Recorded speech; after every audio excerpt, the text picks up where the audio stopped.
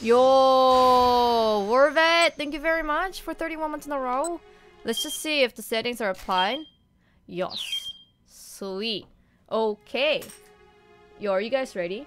Is there anyone in the chat who has watched, I guess, my Zero Escape series or Danganronpa series? Apparently this game is very similar to Danganronpa and Zero Escape.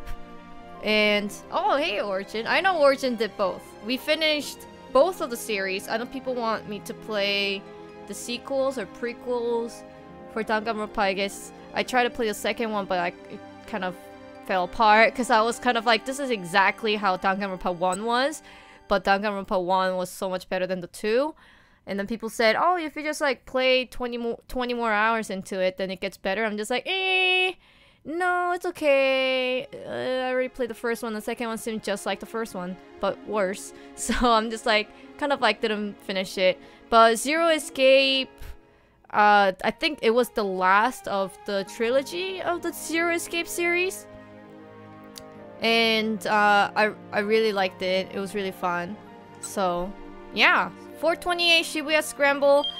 I'm kind. Select the bookmark. Okay, here you go. Do you want the guide to gameplay? Do you want the guide to gameplay to be displayed? Wow, okay. I don't know why I just like that sentence seems so weird. Do you want the guide for the gameplay? Anyways, we recommend that first-time players select yes. Okay. This is some Persona 4. The story is a work of fiction. Names, characters, places, and incidents either are products of the author's imagination or are used fictionally. Okay. Spike Chosen is also, or Spike Chunsoft, also the publisher of the Zero series. Now I feel like the game sounds like way too loud. Yo, hold on, hold on. Sound way too loud. Louder!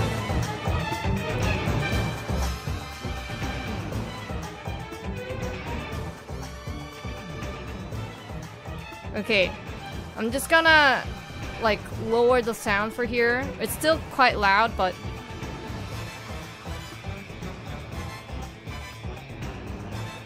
so I heard that someone gets kidnapped and this is a mystery to solve who the kidnapper is, I guess.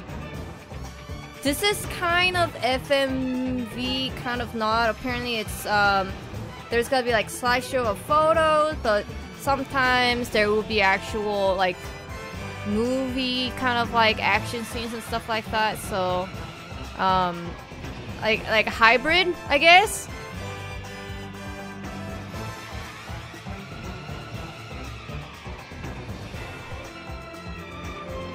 It is very, I wouldn't say 80. I feel like it's like 90. You know what? Like early 90, late 80. It's like a Cowboy Bebop and Persona 4 had a baby. This is what it would be, I think. Why is the intro so long? The movie bangs for sure, yeah. But I think I only saw like 8 Steam review. I don't know how the game, I don't know how long of this game is.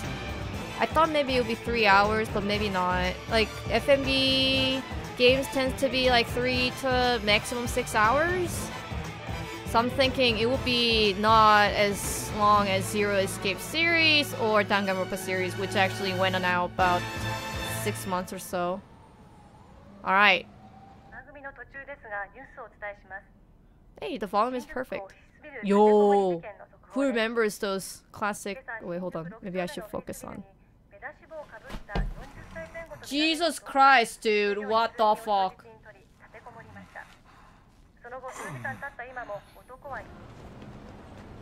Little Spook. Wait, he got kidnapped?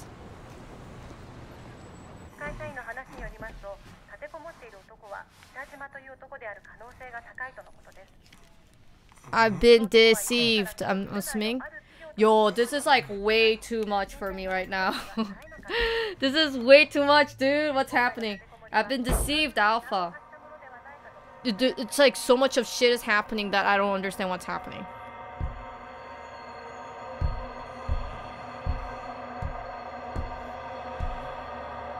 Dude, I don't want to see the dude's eyes so close.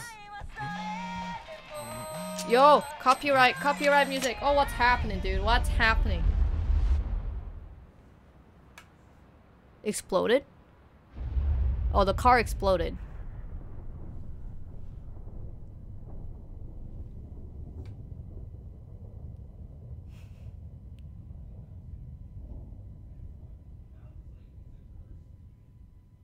Shibuya's story is yours to tell. I saw that there's like 20 or 50 endings or something, but I'm sure it's all exaggerated a little too much. What is this? This is so hilarious. Oh,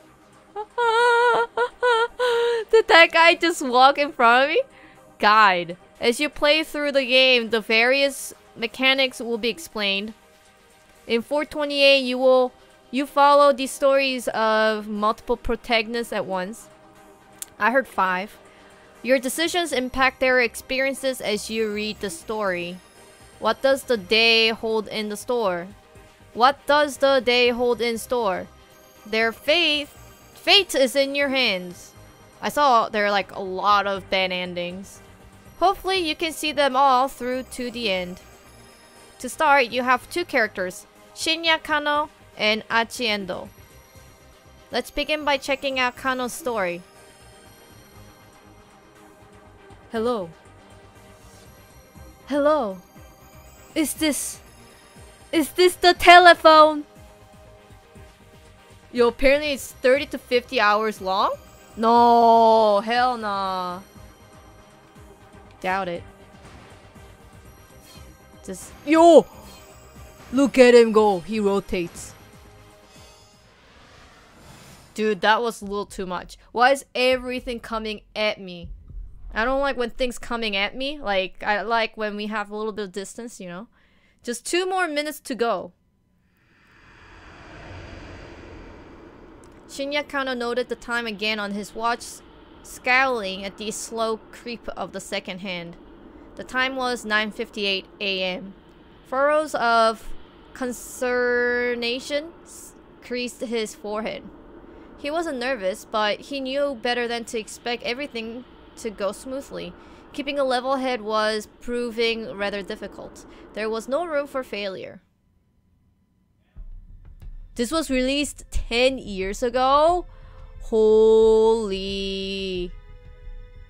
Lives were on the lines here. You're welcome back to 2008, baby. He eyed his surroundings.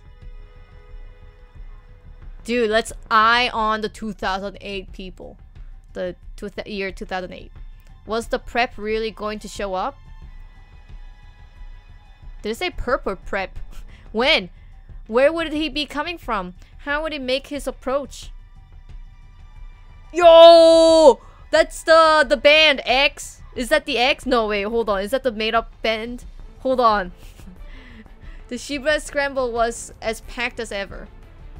A through of people crossing this way and that, blissfully unaware of the dozens of detectives hidden in its mists. Alright, another minute and a half. Oh my god, dude. Is that a wig? Is that a real hair? What kind of hairstyle is that, dude? That is a horrible hairstyle. I'm sorry, but it's horrible. Ano glanced down at his watch yet again. A mere 30 seconds had passed. Detective Kano had been with the enforcement arm of Shibuya's criminal affairs section for a year now, but he would never been part of an operation this big before. Hey, it's the dog, Shiba Inu. Look at that lady. He eyed the young woman standing beside the statue up ahead. She was small enough to get lost in the crowd, and she carried a nondescript attaché case. Oh, now the movie is playing, dude. 1000% a wig. Hitomi Osawa, age 19. She looks a little bit older than 19. The attaché case in her hands contained a full 50 million yen in cash. Is that... That's $50,000, yeah? That's only $50,000! Why do you make it sound like it's... Wait, is it $500,000? Anyways. Yesterday, her twin sister, Maria... Wait! Her name is Hitomi Osawa, right? But then her twin sister's name is Maria? Like, what?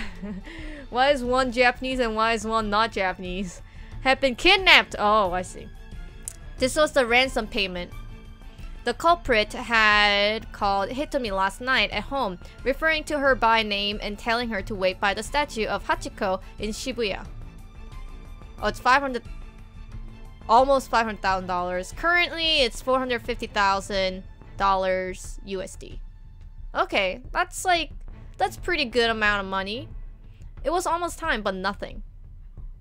Kana was staring fixedly at the second hand on his watch when a homeless man sitting on the sidewalk murmured just loud enough for him to hear. That's a homeless man? Like, he looks way too nice? No, he has the earphone thing. Come on, Kano. Quit looking at your watch so much. What if the kidnapper sees you?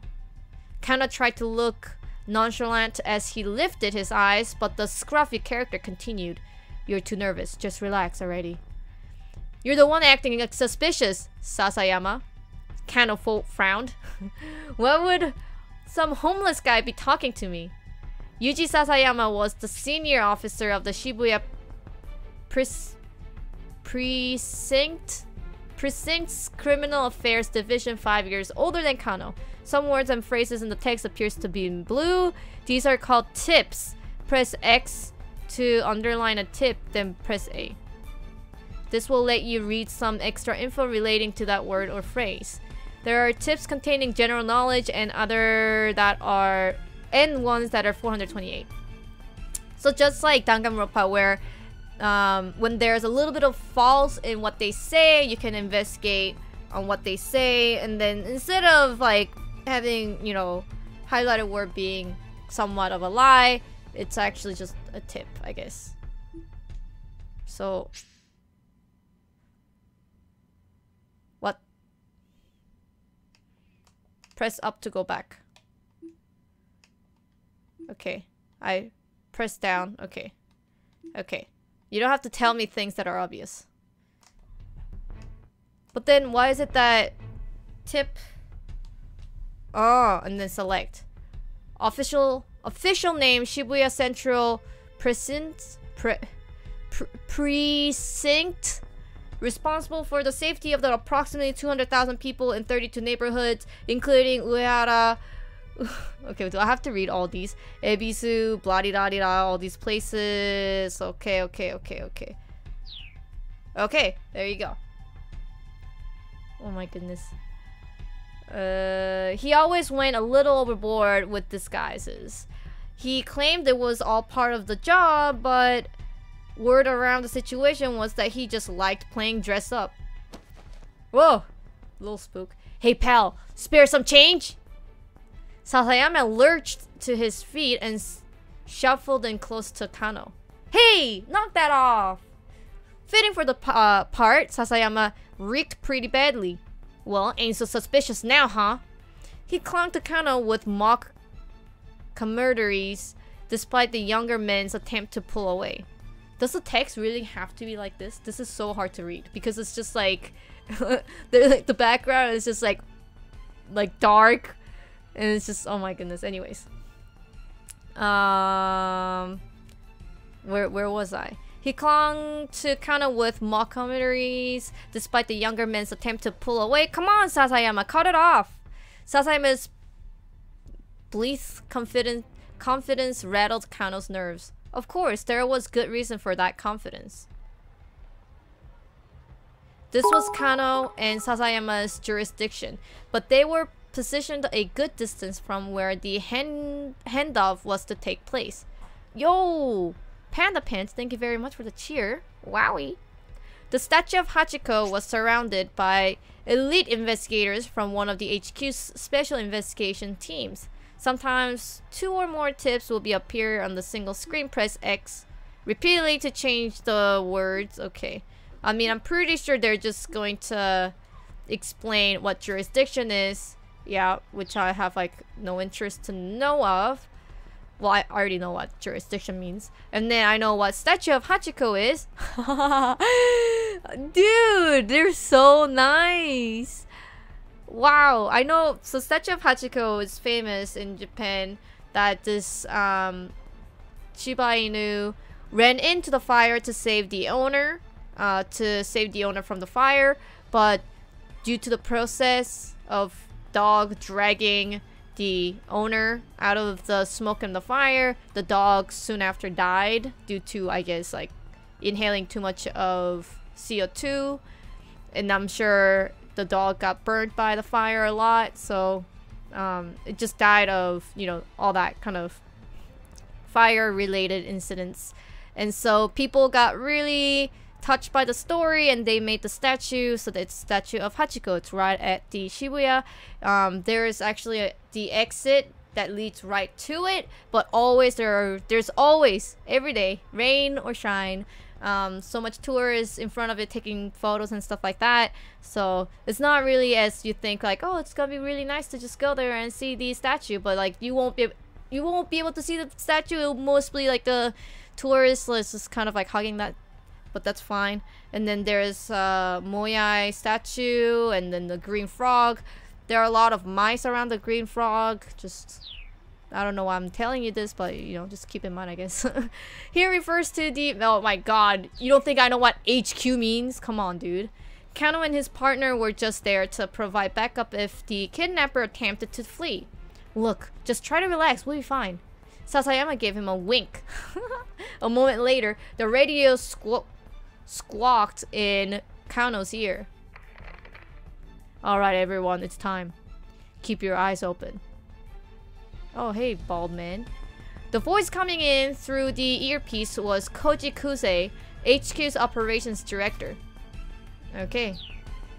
Until last year, he would be the Shibuya's precinct's head detective and Kano's supervisor. We don't know when the perp is going to make contact. Don't let your guard down. Kuzu's low, gravelly voice echoed in Kano's ear. You don't sound too worried. What? Whoops, that's my bad. You don't sound too worried, Kuze. Kano winced at the Sasayama's words. How could the man be so nonchalant? The appointed time had come and gone. Something should be happening. WAP! What is this? WAP? I have never heard that word before. I guess it's onomatopoeia or something. WAP! Kano smacked himself in the thigh to release a little tension. Am I reading the word right? WAP! The sound was louder than he would intended. Though the suit hit his muscular physique, it did little to dampen the noise. WAP! He needed to stay focused. He might be called to action at any moment. The department handled abduction cases according to a certain standard investigation procedure. Was it an attempt to extort money, or was the motive something personal? The answer to that question determined how they would deal with the criminal. And based on the investigation team's initial finding, this time around, they probably weren't dealing with a professional kidnapper. Still, in all likelihood, it was someone with a quite long rep sheet. Probably someone who knew the family, but so far they had few leads on who might bear such a grudge. With the situation so unclear, the plan was to approach whomever came to make the handoff on site. If the culprit ran with the money, there would be no guarantee of the hostage's well-being. Oh, it was automatically saved just now. Still nothing. Sasayama muttered. There he is! He's here! Yo, stop zooming into people's face. It's actually... like, I think I'm gonna have a nightmare now. Kuzu broke in, his voice spiking into excited chirp. Really? They're going to be like, what does that excited chirp mean? Let's see. Kuzu's particular vocal quirk, whenever he gets overly flustered, excited, or panicked, he slips into a childish register prone to babbling and pitching his voice. Oh, thank you for explaining what the excited chirp means. Subject is a young male in his 20s, wearing a bandana and an orange hoodie. Kuze, normally calm and stoic, was now squawking like an excited child. Yo, I think the writing is kind of bad. Like, are you saying this old man, like, squawking like that, like an excited child? What kind of excited child squawk? Like, that doesn't make any sense to me. That only happened when he got particularly worked up. Kano and Sasayama steal themselves. Oh. They could see the subject now. What the heck? Why is there a foreigner reading a newspaper right there? A 20-something male nonchalantly approached Hitomi to talk to her. Alright, people. Be ready to grab this guy. Kuze was stationed in the mobile command center, not far from the intersection, keeping tabs on the situation via video surveillance from the camera team. The young men started speaking enthusiastically to Hitomi. The detectives watched, uncertain. Was this really the kidnapper? You'll encounter selections like these during the story. These choices will change the lives of other people. In addition to changing your own fate, use the D-pad to make your choice, then press A. This current choice will not impact you or any of the other protagonists.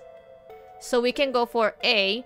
That's got to be him. Kano took a step forward, then hesitated. Or B. The situation still wasn't entirely clear. He needed to get a better look at things.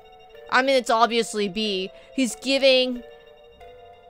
like, his face is not even covered. The camera team can see his face. You know, even if he runs away with the money, we know his face so we can find him. So it's definitely not A. The bird children. Oh my god. The situation still wasn't entirely clear. He needed to get a better look at things. The newcomer held a bundle of letter-sized paper which he showed to Hitomi as he went on talking. He tried to hand her one of the papers, but she pointedly ignored him. Undeterred, the man kept trying to foist it off on her. Hitomi refused to respond, becoming as motionless as the statue of Hachiko behind her, until finally the man gave up and walked away. Can the text be in a text box and not the whole screen? It's so hard to read because, like, my monitor is pretty big, right? And it's just like I have to like read it like this. Just like imagine book being the size of your TV and you just be like, oh my goodness, like it's just not convenient to have the text all over the screen. Guess it wasn't him. Kano felt the tension of the moment linger in his spine. Guy must have been hitting on her, Sasayama muttered. Are you serious? What does hitting on her mean? Succeeding at meeting someone on the fly like this takes a special knack. Looks are also important. Sometimes, of course, the person trying to get your attention out of nowhere is just trying to make a sale pitch for a product or a nearby establishment. At first glance, it isn't always easy to tell the difference. Are you serious? Get out of here! Sasayama muttered. I mean, she is pretty cute and all. He had a point. Though, of course. Something in Sasayama's voice made Kano brace himself. She's got nothing on my Mi-chan. She's got nothing on my Mi-chan! Mi-chan was Sasayama's wife. They've gotten married just last month. What the hell is happening, dude? Let me tell you, Kano, married life is the best. You gotta hurry up and give it a try for yourself. This was Sasayama's favorite topic lately, and Kano was getting more and more fed up with it. Sasayama, come on, just knock it off, okay?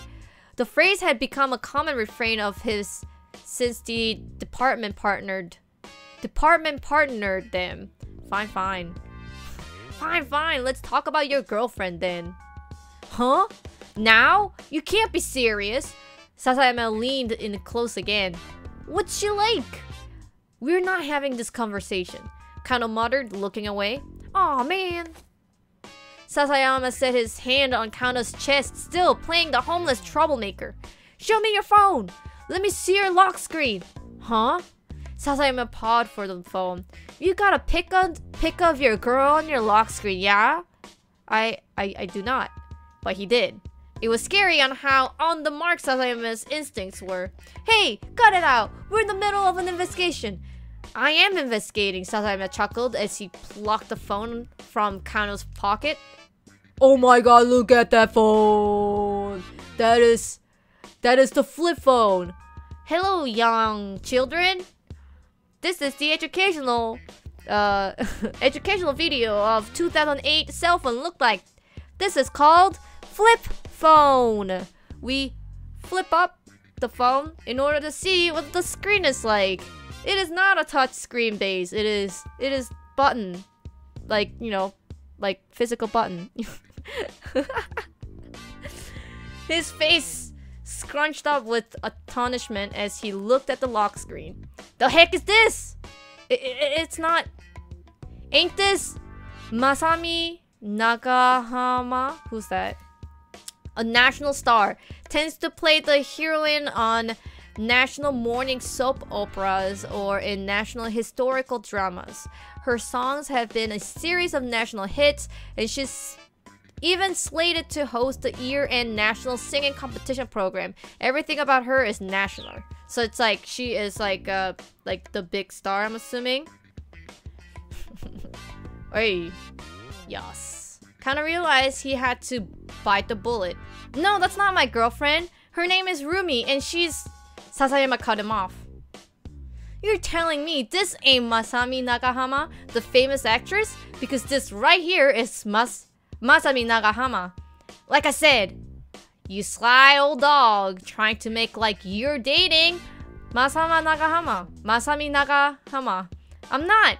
I mean, I guess Rumi does kind of look like her. Sasayama let out a huff. For real? You really think I'm gonna fall for that? There's nothing to fall for, I swear. Sasayama scowled, unconvinced. Alright, then why don't you marry her? Kano stammered, but he had no answer. The truth was, he would have happily married her already, but there were obstacles that needed to be overcome.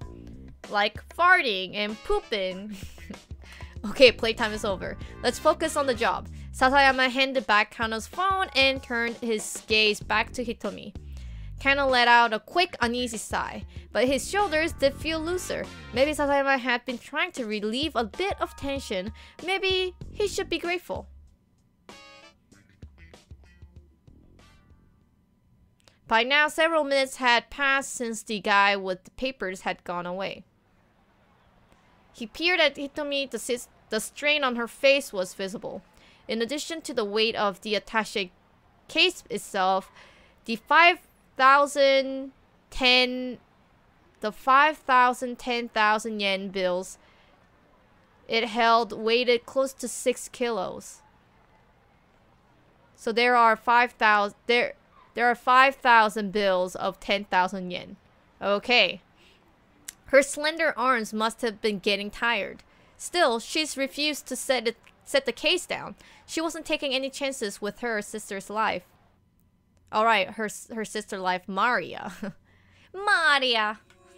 The kidnapping case had begun the day before at around 7 p.m. This is MPD dispatch. The Shibuya precinct is reporting a missing person believed to be an abduction. Subject is Maria Osawa, a 19-year-old student at Midoriyama Academy last seen at the LL dinner near campus. A man was allegedly seen forcing her into a car nearby. All officers in the vicinity report to the scene at once. Kano and Sasayama had been working a burglary case in Jingumae 5th district when they got the call. There you go, LL dinner. Or diner. The two arrived at the LL diner at 7:15 p.m. Roughly the same time, several other officers showed up to secure the area, blocking off entry to nearby roadways and monitoring the surrounding establishments. What is that? Inside the restaurant, Kano and Sasayama were met by the girl who had reported the kidnapping. It was the victim's twin sister, Hitomi. Could you tell us about when Maria was taken, starting from the very beginning? Kano said, keeping his voice low. My sister and we were supposed to go to a party together today. Hitomi was trembling, her voice hoarse. But I messed up the time. I showed up right at 7, an hour later than I was supposed to. So Maria had gone alone to the party, a mixer for locals and exchange students. Hitomi, arriving late, had showed up just in time to glance out through the restaurant window and see her sister getting shoved into a car. She described the vehicle as a blue station wagon of Japanese make. Why would something like this happen to her? Hitomi held back her tears, but she was shaking all over. Did you get a look at the kidnapper? Yes, it was a man, middle-aged. What the heck? Was there a foreigner here, dude? There was another eyewitness. Leland Palmer. What the hell is this name? Leland Palmer. He identified himself as a lecturer at Hitomi and Maria's school. I saw too.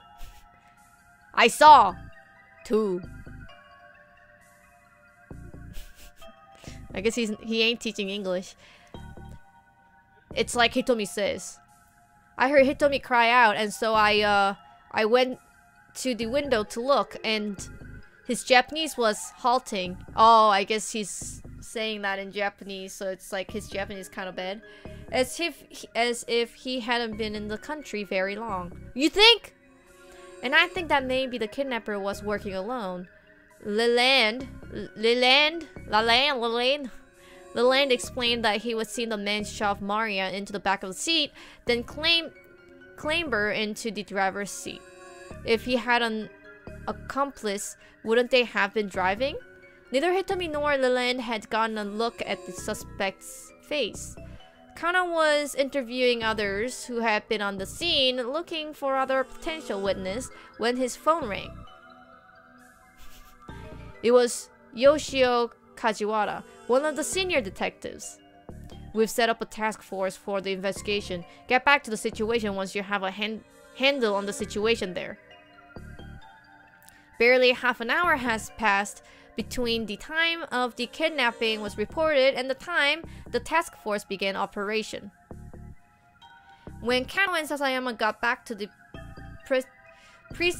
precinct station, Kuze had already arrived from HQ. He informed them that the response team had been formed to investigate the victim's home. Kano could feel a peculiar tension in the air. Unfamiliar MPD detectives scurried to and fro around the Shibuya offices. What is fro around? He pulled one of them aside to get a quick update. An hour had now passed since the kidnapping. There had been one new development. The perpetrator had made a threatening call to the victim's home. He said the following: "Tomorrow, 10 a.m. by Hachiko in Shibuya. Have the sister, Hitomi, bring 50 million yen. If not, the girl's life is forfeit." Oh my god, they're eating bananas, dude. Kajiwara from the precinct was put on the response team along with the detectives from elsewhere who would receive special training in abduction cases. Normally, a local precinct detectives wouldn't have gone undercover in the victim's home. Kuze, however, had decided that having a knowledgeable local was crucial and had sent Kajiwara along. What kind of house did she live in? Oh my god. The detectives disguised themselves as delivery people and movers to make their way inside without arousing suspicion, arriving there at 8:30. Oh, look at the Dell laptop. Everyone had that Dell laptop. The response team had come prepared to run a trace if the kidnapper contacted the family a second time. 30 to 50 hours long? Fuck! I didn't want to pick a long game. Dang it. Well, if it's good, then we'll finish it. If it's not good, then we won't finish it, I guess. We'll give some time into it, though. Have you read? Oh, what is trace? The act of pinpointing the source of an incoming phone call. Oh, wait, are you serious? but there were no further calls.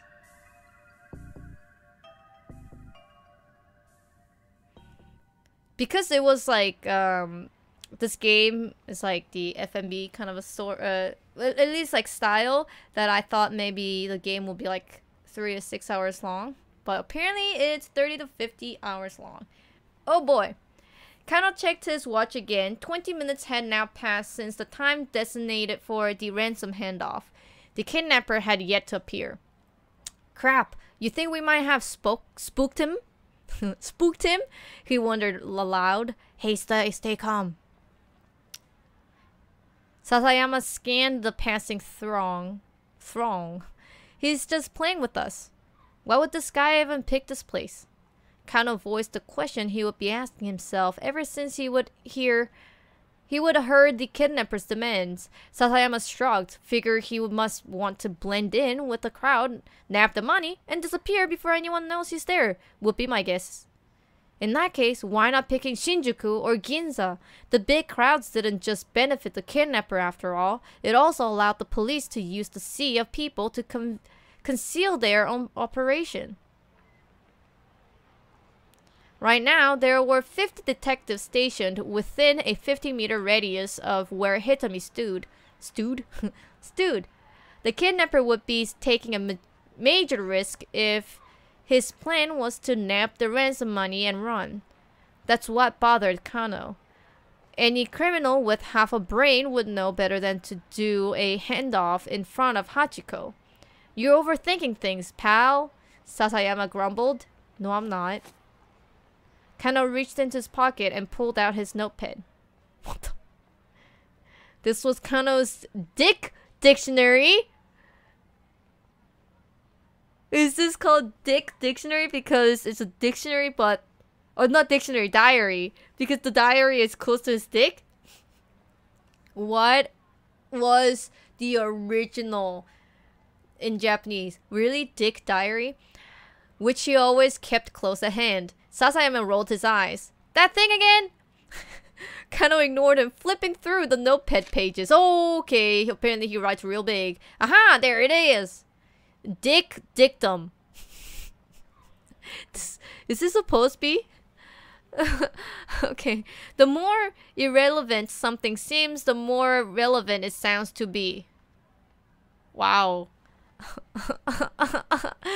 I'm dying. It was a favorite saying of Kyuzo Tateno, an assistant inspector from the Shibuya precinct.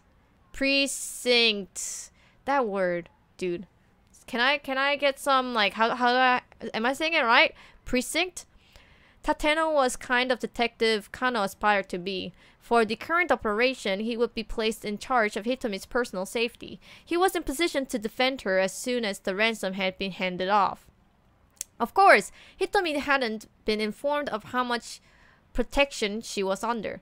There was a risk that if she acted too secure, it might alert the kidnapper. I think Tateno has the right idea. Sasayama snorted quietly.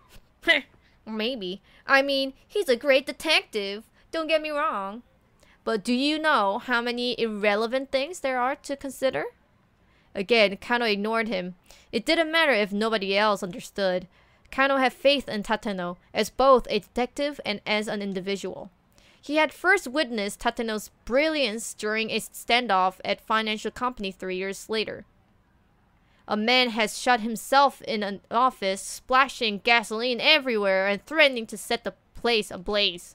While the others hesitated, Tateno unflinchingly dosed himself with gasoline and strode into the building, where he managed to talk to the man down and secure the scene. Yo, J. Smith on my D, thank you very much for the subscription. What a great name. What? Oh, this is when he was younger, I'm assuming? The others had been awestruck by Tateno's action, and Kano, who at the time had been content to be a run-off-the-mill policeman, had found it quite inspiring. So I guess the Dick diary is from his, like, role model. Still, you know. Sasayama murmured under the breath. As great a detective as Tateno is, it's not like anyone else in the world has ever heard of him. I suppose not, Kano said. So? Only time anyone ever hears a cop's name is if he's caught up in some scandal or killed in the line of duty. I mean, doesn't really seem fair, does it? Kano just shrugged. It was a strange definition of unfair, really. I mean, you've got celebrity chefs and celebrity hairdressers and stuff, so how come no celebrity gumshoes, you know? Look, please, can you just focus on what we're doing here? Kano rubbed his eyes, then turned his attention back to Hitomi. What's the matter? Didn't sleep? Not enough, I guess. Did you eat? Didn't have time. Between bringing in supplies for the base of operations, readying the team's vehicles, photocopying hundreds of documents, and various other tasks, Kano had barely slept the previous night and hadn't gotten a meal in either. What have you been doing? Sasayama puffed out his chest. Saving up my energy for today? So you were sleeping? Kano gave a worried chuckle at his partner's lack of shame. There he is! Kuzu's voice chirped suddenly through Kano's earpiece. A man in his 20s wearing a sleeveless red jacket. He's carrying a garbage bag. A young man has emerged from the crowd about 15 feet from where Hitomi was standing. He strode towards her, a sinister look on his face. He didn't match Hitomi's description, but kind of felt a jolt of nervous all the same. Maybe the kidnapper had hired some young street punk to snatch the ransom payment. He's wearing a t-shirt that says recycle your plastic bottle, dude. He's not gonna be a kidnapper, are you kidding me? A kidnapper worrying about the environment, telling people recycle your plastic bottle? That's our guy? What do you think, Kano? Sasayama whispered. Yeah, I think he's got to be. This was it. Kano swallowed the lump in his throat. He bent his knees, ready to act fast. Blood rushed to his leg muscles, banishing the stiffness that had begun to take hold. Could this be the culprit? Or perhaps... The young man tried to snatch the briefcase from Hitomi, but she clung to it with desperate strength. Oh my god. It was him! The detectives rushed in! Whoa, hey, what the hell? The young man cried out frantically and tried to dart away, but the officers closed in, forcing him bodily to the ground. Target secured! Oh jeez, I think we've got another suspect on the scene! Eek! He's taking the ransom! Kuzu's hysterics made Kano spin around. Sure enough, a foreign-looking man was spinning away, attaché case in his hand. The mob of detectives scrambled to pursue. Before Kano could react, most of them had run off, leaving him to look after the original suspect. Oh my god. Was 2008 detectives this dumb? What should I do with this guy, sir? Might have some connection to the kidnapper? Should I bring him in? Huh? Oh, sure, that would be swell. Someone says that would be swell in the police department. I'm on it. With the help of one of the remaining detectives, Kano brought the suspect back to the Shibuya precinct. Look, how many times do we have to go through this? Cut the crap. Wait, maybe that's the policeman. In the interrogation room, the young man who gave his name as Achiendo steadfastly insisted on his innocence. Why would you try to steal that case? Kano watched Achi's face intensely. Like I said, it looked heavy, so I just wanted to try to help her out. It wasn't inconceivable that a young guy would want to help a pretty girl. But Hitomi had just been standing there, hardly in desperate need of assistance. She hadn't set the case down, so I figured there had to be something important inside. An entry from Kano's dick diary shot through his mind. Dick Dictum! What a great name. When the tongue slips, grab it and yank out the truth. What the hell? Classic advice for a questioning. Is that actually a saying in English? When the tongue slips, grab it and yank it out of the truth? Something important, you say, such as? How the heck would I know? Achi spat. He huffed and slumped back in his chair. The standard textbook back and forth had been going on for nearly an hour. Kano didn't mind. Chasing down criminals was all well and good, but questioning suspects was another key part of the job. Plenty of off-the-scene work went into cracking a case. Once again, he had Achi explain what he would be doing, starting from the beginning. When Kano finally emerged from the interrogation room for a short break, he learned that there had been some progress on the case at the crime scene.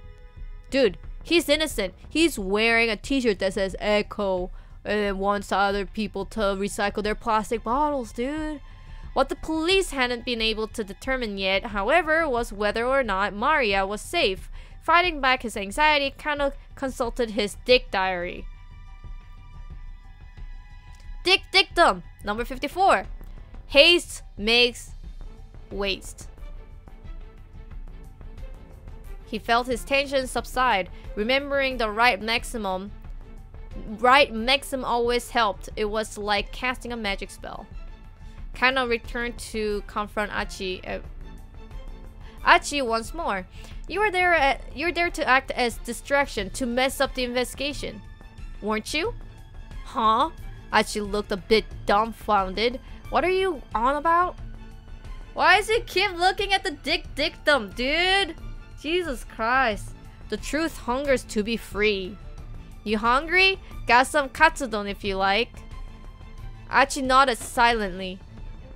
Yo, that's great looking katsudon, dude. Oh my god, I want some katsudon. Achi devoured the bowl of katsudon with gusto. He looked like he hadn't eaten in a while. Dude, who actually localized this? This is actually hilarious. It's like, you know, Achi was very hungry, so he ate the katsudon. Hell no, they're not gonna be boring like that. They localized the saying. Achi devoured the bowl of katsudon with gusto. He looked like he hadn't eaten in a while. Alright then, spill it. What is this guy after? Achi just shrugged. I don't know. He murmured, a thick slice of egg-laden pork between his teeth. How many accomplices do you have? Kano asked. But Achi just shook his head as he inhaled his food. Resignedly, Kano flipped through his notebook once more. There you go, another dick dictum, number 115. Use the lies to your advantage. As the minutes ticked past, he found himself referring to his book again and again, trying a dozen different methods to tease out whatever his suspect might be hiding. The experience began to feel strangely surreal, their two voices echoing hollowing in the interrogation room. Eventually, Kano looked at the clock and realized that the questioning had been going for nearly 5 hours. He still hadn't made any headway. What was he supposed to do next? Tatena would know, but he sure wasn't. Still, he was determined to do whatever he could to keep the victim and her family safe. Gritting his teeth in frustration, he pursued the dick diary like it was scripture. Number 116. The monotonous questioning was clearly tiring Achi out. His eyelids drooped like they were beginning to get heavy. Number 117. Get them when they're tired. What the hell, dude? The dictum, dude. Get them while they're tired. Kano's eye gleamed. You're the part of some criminal gang, huh? Achi's head slumped forward heavily. Nodding off was basically the same as nodding yes, right? Mr. Kuze, I did it. The young guy we grabbed at the handoff site, he finally confessed to the crime. What? What are you talking about? Kuzu laughed in disbelief. We're just about to apprehend the mastermind here. Huh? Kano clutched his cell phone, dumbstruck. Listen, why don't you, look, just wait there at HQ, okay? No, it can't be.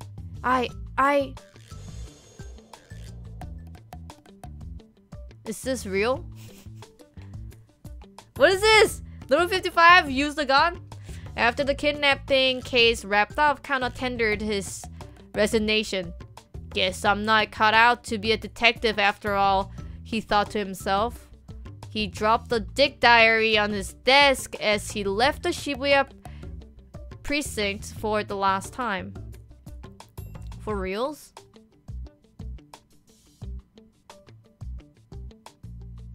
Bad end. Yo, there was no choice. What just happened, dude? So he questioned for 5 hours and he's like, well, I guess I'm not suited to be a detective. Goodbye. What just happened, dude?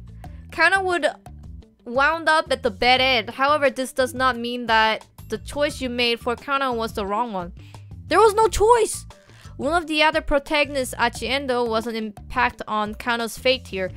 You can avoid the bad end by making proper decisions in another character's story. For a detailed hint, check the tip by underlining.